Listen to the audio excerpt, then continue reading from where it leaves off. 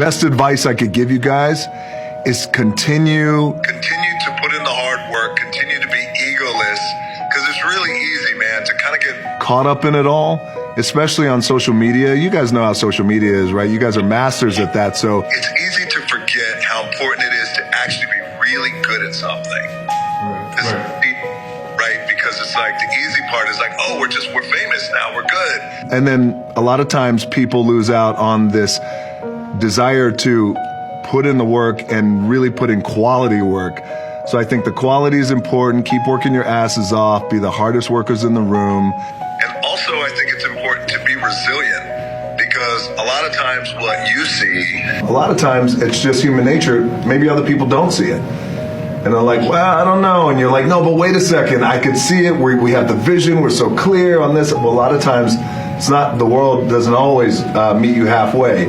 And when it doesn't, I think it's really vital that you stay focused, you stay positive, you got to keep your faith. But when I first got to Hollywood, I came out of the world of wrestling.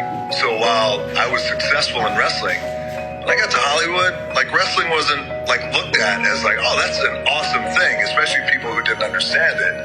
It was like this crazy subculture that people didn't understand. So they told me then, listen, if you want to make it in Hollywood, then the biggest stars in Hollywood at that time, you got to be like, they were like Will Smith, Johnny Depp, and they would tell me, you can't call yourself The Rock. You have to lose weight. You can't go to the gym.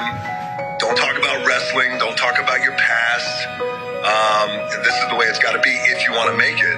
And I kind of bought into that for a few years, and finally I was like, this ain't me. I can't do that. I got to be myself.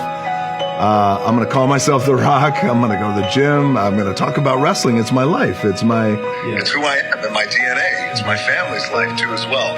So that kind of resilience, and even though people didn't see me the way I saw myself, still stayed focused, still marched forward, still put in the work. And now years later, I'm talking to... Compa, right? Is that how? So here we are. So I would say that, man. Thank you. Really appreciate it.